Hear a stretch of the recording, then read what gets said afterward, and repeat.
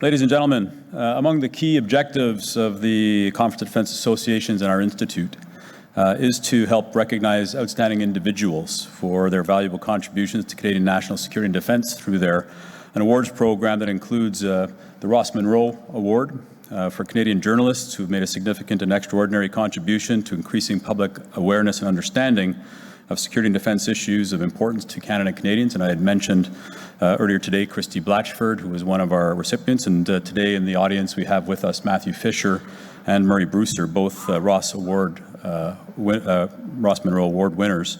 The Vimy Award, which was recently presented to Mr. Dick Fadden, who was on stage earlier in November, is to recognize an individual who has made an outstanding and significant contribution as a lifetime achievement to security and defence of our nation and the preservation of our democratic values, for which our Chief of Defence Staff is also a Vimy Award winner.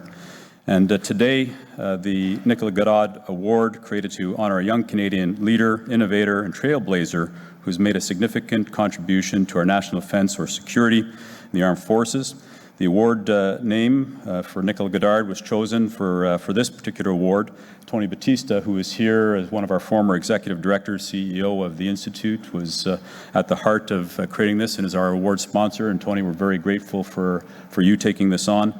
But in recognition and remembrance of a game changer and trailblazer in own right, Captain Nichola Goddard, who was the first female Canadian soldier killed in a combat role in Afghanistan on the 17th of May, 2006. This particular award is all about remembering Nichola's vibrant spirit, celebrating others who live by Canadian values of inclusivity, innovation, ethical leadership, and commitment.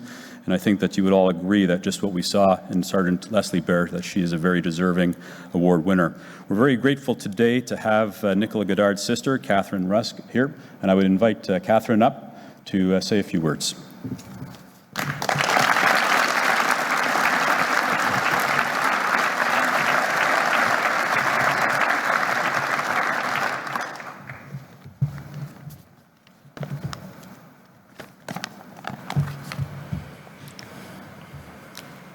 Good afternoon, and thank you for inviting me. It's a privilege to be here to recognize a Canadian trailblazer who, like my sister, has made a significant contribution to Canadian security and defence. When Nichola was in Afghanistan, she sent emails and letters home to our family with updates from her deployment. Her notes share both the excitement of captaining a team of soldiers as well as the tragic realities that come with being at war. So I want to share an excerpt from her fourth letter home. She wrote, "I don't want you to feel that I am depressed or defeated. Far from it. I think that these people are trying to achieve something that we in Canada have long since taken for granted. They lay down their lives daily to seize something that is so idealistic it is almost impossible to define." I love that last sentence. To seize something that is so idealistic it is almost impossible to define. It captures one of our foundational roles as Canadians. We help people. We help people live in a world where they can express their views and read truth in their media. We help people live in a world where girls go to school and learn to read. Hundreds of thousands of Canadians play a role in helping people around the world seize and build on these values. It includes the military, nonprofits, journalists, other parts of civil society. And the character of the Canadians who complete that work is also important. It's not just what we do around the world, it's how we do it. And Nichola, leading a team in Afghanistan, face to face with some of the world's most vulnerable and marginalized, helped show a future of equality that is possible and attainable. So I have one more excerpt from Nick's letters that showcase this reality in practice. She wrote, "I think that my proudest moment over the last 15 days was after a 10-kilometer march with a 2,000-foot altitude gain. I was carrying approximately 100 pounds of kit. It was a lot. It was the most physically challenging thing I have ever done. And she goes on to describe a crowd of men that had gathered to watch her team in the village after this march. After a few minutes in conversation with them, the interpreter gave her some context. Please excuse their staring. They are just very surprised that you are a woman working with all of these men. I told them that you've climbed over the mountain with us with your heavy bag and that you have no problems. They think that you must be very strong. I explained to them that you were just like the men and that you can do everything that they can do, the same as them.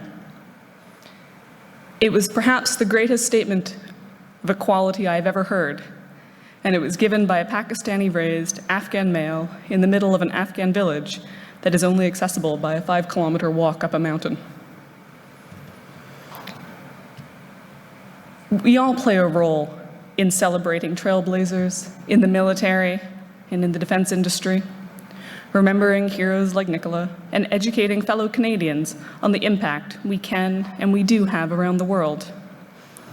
So today, please join me in sharing the legacy of Nichola and the recipient of this award, because they represent Canada at home and around the world every day. And on behalf of my family, thank you.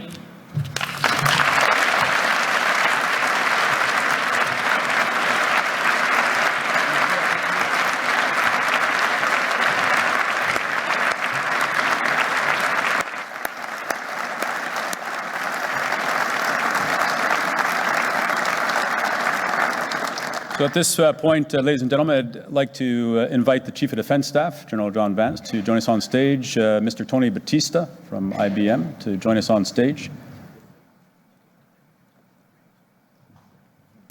And finally, I would ask you all to join me in welcoming this year Nichola Goddard Award winner, Sergeant Leslie Blair, to the stage.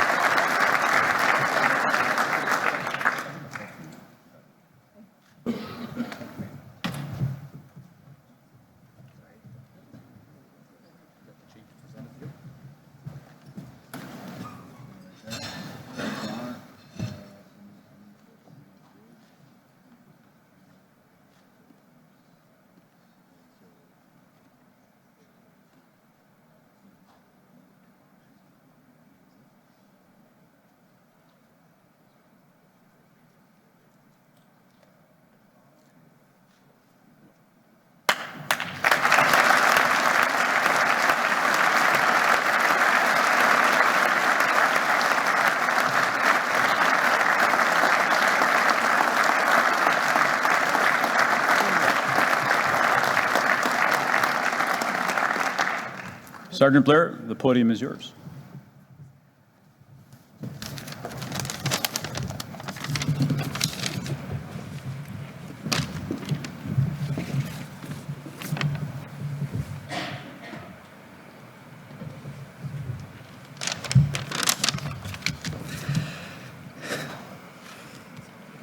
Love yourself, believe in yourself, know your worth, fight for what is right.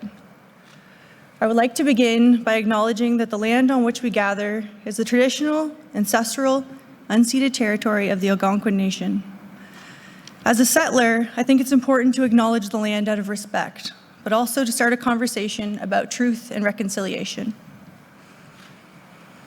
I am standing before you today because of leadership, not my leadership, the leadership of others. The foundation of everything that I am and will someday be in the Canadian Armed Forces is built on the backs of those leaders who have come before me. They told me to dream, and they gave me the tools. They taught me to know my worth. This has given me courage. Every step of the way, someone has believed in me. That is so powerful. My mom and dad, they believed in me even when I didn't believe in myself. When I joined the Canadian Armed Forces, they were so proud. And the idea of serve Canada before self still inspires me on a daily basis. I want to say thank you to the awards committee. This honor tells me that I am on the right track. You have just added fuel to this fire. From the bottom of my heart, thank you for believing in me. To Nichola Goddard's family, I vow to live into Nicola's legacy of service. She is a symbol of strength, legacy, and courage. Nichola died the year before I joined the Canadian Armed Forces, but something about her continues to live on in those of us who serve. She believed in the world and vowed to make it a better place. I believe in her mission. One of the biggest mistakes that we make as leaders is assuming that those who we work with know how much we value them. If you believe in someone, I challenge you to tell them that. We've had it wrong this whole time. Magic isn't believing. Believing is magic. Thank you.